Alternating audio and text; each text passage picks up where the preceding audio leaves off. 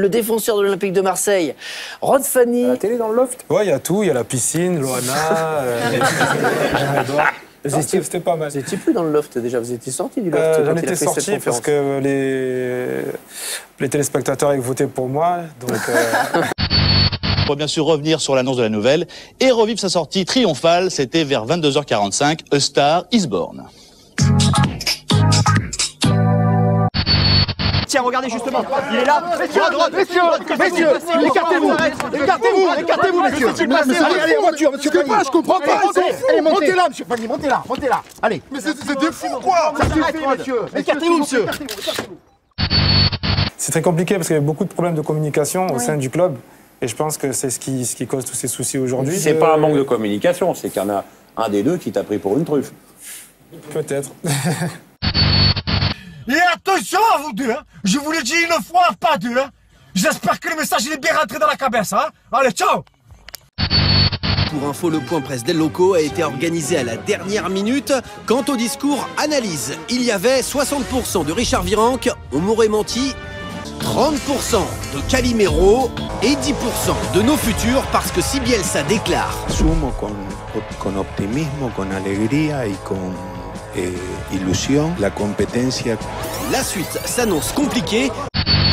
Et voilà, il faut laisser le temps aussi au coach de bien coacher cette équipe et voilà, ça peut aller cette saison.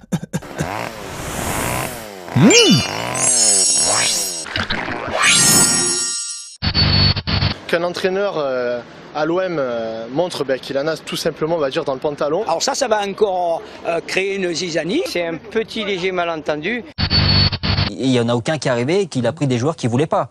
Donc au bout d'un moment, si c'est le cas, il faut le dire. Il le dit et je trouve ça très bien. Voilà. Ça prouve qu'à Marseille, effectivement, pour moi, il y a un dysfonctionnement entre le président et l'entraîneur.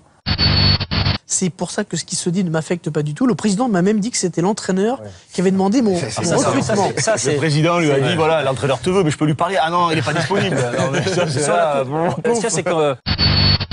Faisons une réunion tout d'abord, voyons ce qui ne va pas, mettons les choses à plat entre le président et lui. Vous êtes président, vous le licenciez? Alors le problème, c'est que je pense, oui, que je le licence. Et si vous étiez à la place de Vincent Labrune, qu'est-ce que vous feriez? Moi, le problème, il se poserait même pas. Dehors, monsieur. Allez donner des leçons aux autres dehors, pas à l'Olympique de Marseille. C'est une grande équipe, c'est un grand club. Qu'est-ce qu'il a besoin de faire le guignolo comme ça pour je crois qu'il a tellement entendu dire que tout le monde disait qu'il était cinglé, il a voulu ne pas vous faire démentir. Voilà. C'était un 8 septembre, le 8 septembre 90, en Kaiser sur la Canebière. Franz Beckenbauer remplace Gérard Gilly.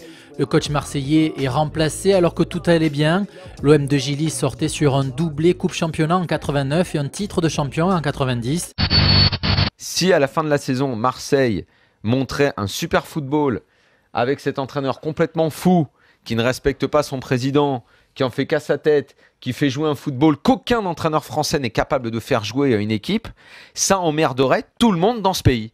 Et eux sont tous là à attendre, comme des croque-morts, que Bielsa se plante. Alors qu'ils n'aillent pas donner de leçons à Vincent Labrune, pitié non. André, deux questions sur les femmes dans le foot. Est-ce que tu accepterais? Moi, il n'y a pas de problème, j'ai déjà dit, si c'est la kiné de Chelsea, il n'y a pas de souci. Je vais me faire entraîner par l'extérieur. Voilà, pour certains, à quoi il faut ressembler pour être simplement toléré. De fou, on dit qu'il est fou, mais il n'a pas un palmarès de fou, Bielsa. Quand on regarde bien sa carrière, il a certes été champion d'Argentine 3 fois, champion olympique avec l'Argentine, mais il n'a rien gagné depuis 2004 et rien gagné en dehors de l'Argentine. Le Bielsa s'exporte pas très bien. On a regardé son pourcentage de victoires en carrière, tiens, c'est intéressant. 45,2% de matchs gagnés. Newell's est son club, presque sa créature. Sa célébration du titre de 91 en est devenue la devise.